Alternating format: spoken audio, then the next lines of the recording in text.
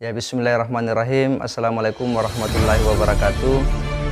Kali ini saya akan menyajikan terkait dengan maksud dan tujuan daripada lahirnya channel YouTube Hamsa Gantarang sebagai salah satu media untuk berbagi informasi, berbagi pengetahuan dan pengalaman yang isinya itu akan banyak menyajikan dan memuat konten-konten tentang sejarah.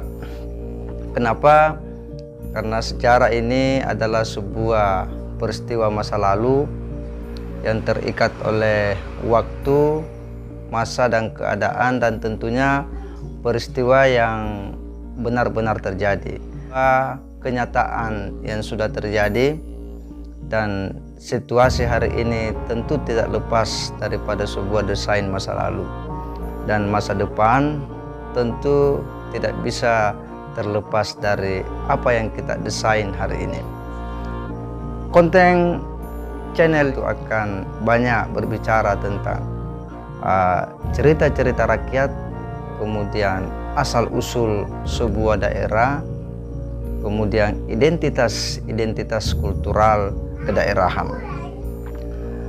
Memang untuk mendapatkan sebuah informasi yang valid, yang objektif, sederhana yang kita bayangkan, karena peristiwa yang sudah terlampau jauh ke belakang tentu berjalan sampai ke kita, apalagi itu dituturkan secara lisan dari generasi ke generasi, pastilah akan mengalami sedikit banyaknya sebuah reduksi. Di sisi lain, bahwa yang namanya situasi masa lalu itu sangat dipengaruhi oleh cerita-cerita mitos. Cerita mitos itu selalu menyelimuti dan menyertai perjalanan sebuah informasi yang kita peroleh, dan itu tentu hal yang sudah lazim. Ibaratnya ini menjadi hukum sejarah, ya, dalam perjalanannya banyak mengalami reduksi dari informasi awalnya. Maka kehadiran channel Hamsa Gantarang ini akan mencoba menemukan dan menyatukan kembali serpihan-serpihan ajaran-ajaran kearifan yang selama ini mungkin berserakan di mana-mana, tertimbung oleh masa, tertimbung oleh keadaan, bahkan tertimbung oleh arus pembangunan yang didesain oleh semua pelot mentalisme di masa-masa Orde Baru. Channel ini akan kembali mengungkapkan peristiwa-peristiwa yang mempunyai pengaruh terhadap kehidupan sebagai sebuah bangsa, sebagai sebuah komunitas, sebagai sebuah kelompok masyarakat yang seyogyanya harus menulis atau paling tidak bisa menuturkan kembali identitas kultural itu kepada generasi-generasi berikutnya, karena setiap peristiwa memiliki makna sejarah yang merupakan sebuah pengalaman yang menjadi soko guru yang paling berharga, mengajarkan bagaimana menemukan momentum yang tepat tentang sejumlah ajaran-ajaran kearifan sebagai sebuah identitas sebuah bangsa, sebuah kampung, sebuah daerah, atau sebuah komunitas. Tentu kita harus berbangga bahwa semakin lengkap kita menemukan konsep-konsep sisa-sisa dari peradaban masa lalu, baik sejumlah ajaran-ajaran kearifan itu, lalu kemudian membangun pemahaman yang utuh, ya, terhadap sejarah, maka semakin dekat pula kita untuk kemudian mengenalnya. Melenyapkan itu semua berarti kita telah melenyapkan apa yang telah dilahirkan oleh para pendahulu kita, dan itu artinya kita telah memutus sebuah hubungan dengan masa lalu, artinya memutus hubungan dengan para nenek-nenek kita tahu para leluhur-leluhur kita, dan seharusnya nasab itu harus dijaga, baik nasab secara lahiriah maupun nasab secara batiniah dan nasab pengetahuan. Sebaliknya, jika kita buta akan sejarah, berarti kita telah kehilangan separuh identitas yang seharusnya kita miliki. Kita akan menjadi sebuah komunitas atau sebuah kampung yang kemudian boleh dikata tak berjiwa. Mesti dilestarikan, sejarah mesti diajarkan, diwariskan secara turun-temurun. Dalam konteks inilah tentu penelusuran itu kemudian menjadi penting. Sejarah itu adalah nyata adanya, di dalamnya itu banyak pelajaran-pelajaran yang bisa dijadikan sebagai tolak ukur untuk kemudian melihat realitas hari ini. Memang kita tidak boleh larut dengan masa lalu karena kita ini bergerak ke depan.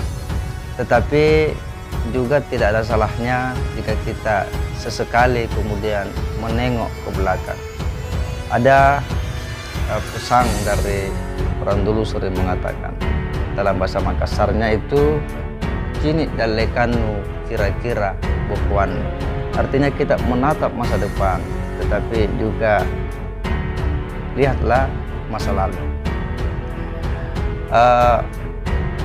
Sejarah itu kemudian berjalan seiring dengan sebuah masa. Jadi kenyataan bahwa mitos itu memang ibaratnya dia berdetak ya dalam jantung sebuah peradaban. Mitos bukanlah sekedar dongeng, tetapi dia adalah nalar sebuah pengetahuan. Jadi ketika kita mencoba untuk melihat masa lalu, seharusnya mitos itu jangan dimaknai secara sempit, tetapi harus dilihat secara luas. Apalagi ketika mitos kemudian menjadi urat nadi sebuah peradaban. Ketika kita bicara tentang sejarah, ya, itu mengingatkan kita pada seorang tokoh Yunani kuno yang namanya Herodotus, seorang ahli sejarah di masa Yunani kuno. Dan ketika kita bicara tentang mitos, itu mengingatkan kita pada kisah-kisah tentang Isis, kemudian Osiris di Mesir, Odysseus di Yunani.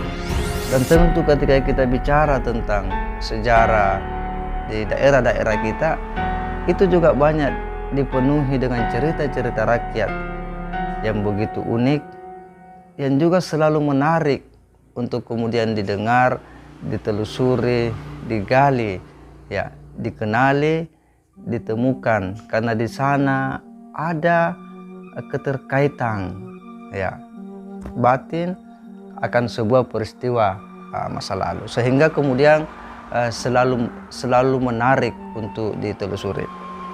Konten channel YouTube Hamsa Gantarang ke depan itu akan banyak berbicara tentang asal-usul sebuah kampung, asal-usul sebuah daerah, asal-usul sebuah produk-produk kebudayaan maupun sejarah para tokoh-tokoh maupun kepribadian-kepribadian dan sejumlah ajaran-ajaran kearifan sebagai sebuah identitas kultural yang menurut saya penting untuk kemudian dilestarikan, karena itu sudah teruji dari masa ke masa. Sejarah dalam terem kritisnya itu harus dilihat ketika mitos ini betul-betul sudah menjadi seluruh informasi yang disajikan secara lisan dari generasi ke generasi, apalagi itu terkait dengan peristiwa masa lalu. Namun perlu dilihat bahwa tidak sedikit dari mitos-mitos itu juga melahirkan berbagai ajaran-ajaran kearifan di dalamnya. Mitos misalnya yang menabuhkan tentang bagaimana tindakan manusia terkait dengan lingkungan, terkait dengan alam.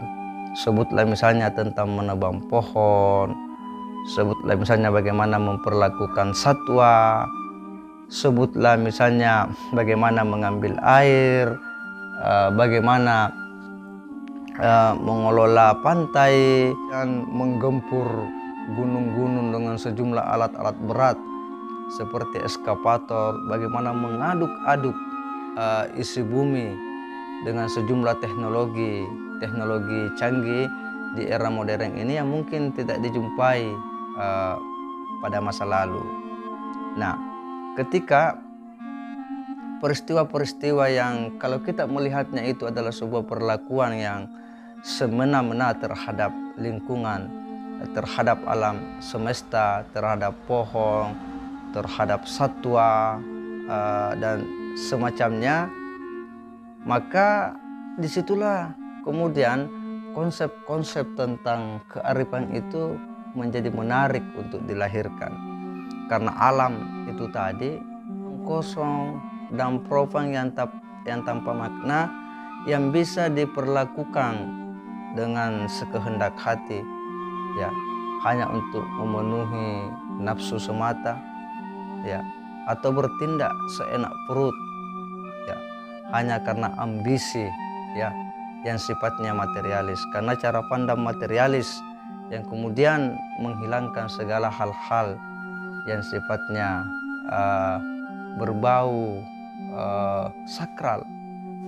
Inilah ideologi pengetahuan dari Barat, rasionalisme Barat, ya, ditunjang dengan konsep modernisme. Inilah yang kemudian menghilangkan yang namanya sakralitas alam, ya, mendehumanisasi manusia. Nah, oleh karena itu menjadi penting untuk melihat ke belakang, dimunculkan ke permukaan, bagaimana menjaga alam semesta, bagaimana menjaga lingkungan dan sebagainya. Memang dalam perjalanannya seiring dengan perkembangan waktu dari masa ke masa, tingkat pemikiran manusia yang mengalami loncatan-loncatan yang cukup spektakuler, berbagai temuan-temuan yang dilahirkan dari karya-karya manusia. Inilah yang kemudian merubah wajah peradaban, ya, bergeser dari nalar mitos kepada sains, kepada ilmu pengetahuan.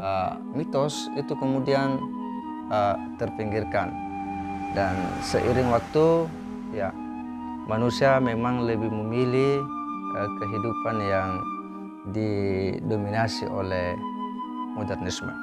Sekarang kita tidak lagi hidup pada zaman modern, tetapi dari globalisasi hingga digitalisasi, di mana semua serba mudah, serba gampang dan sebagainya.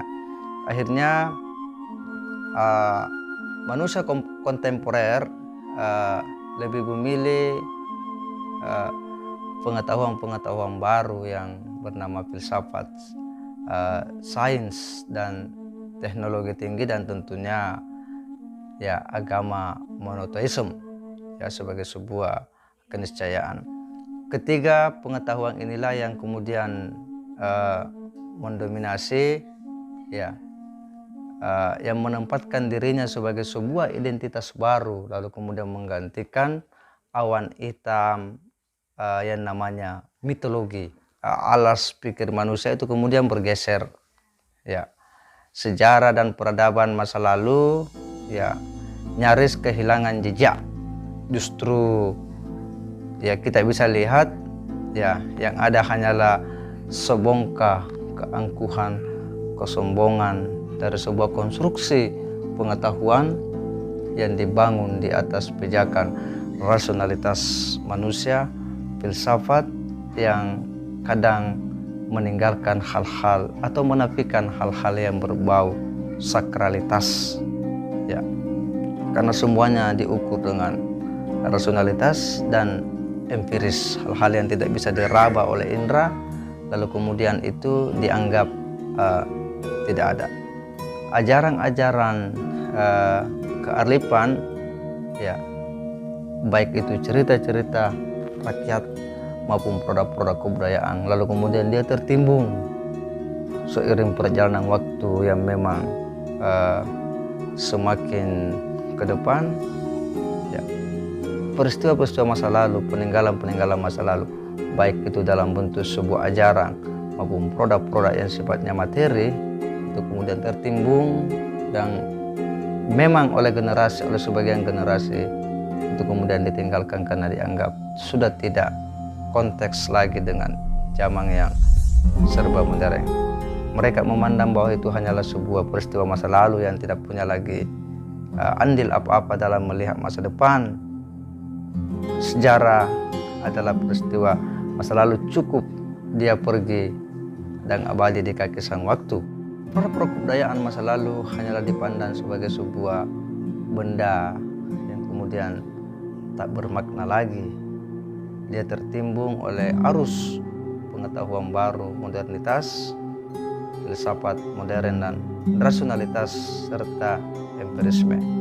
Karena semakin tertimbun, akhirnya kita kemudian menuju pada sebuah keadaan, sebuah situasi yang sebenarnya itu akan memutus kita pada sejarah masa lalu kita, akan menggelapkan kita punya identitas.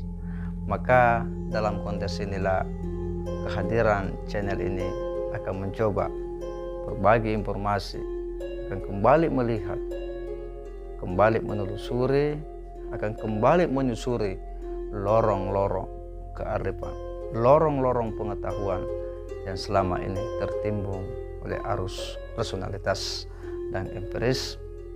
Mereka yang selama ini tinggal mungkin di balik sebuah daerah, atau mungkin tertinggal di sebuah hutan-hutan yang mungkin dipandang sebagai sampah oleh masyarakat, apakah dia tertimbun bebatuan ataukah dia tertimbun dalam derasnya tumpukan-tumpukan buku, produk-produk filsafat modern, ataupun dia sudah tertimbun oleh angan-angan, akan kita telusuri lewat channel Hamsa Gantara.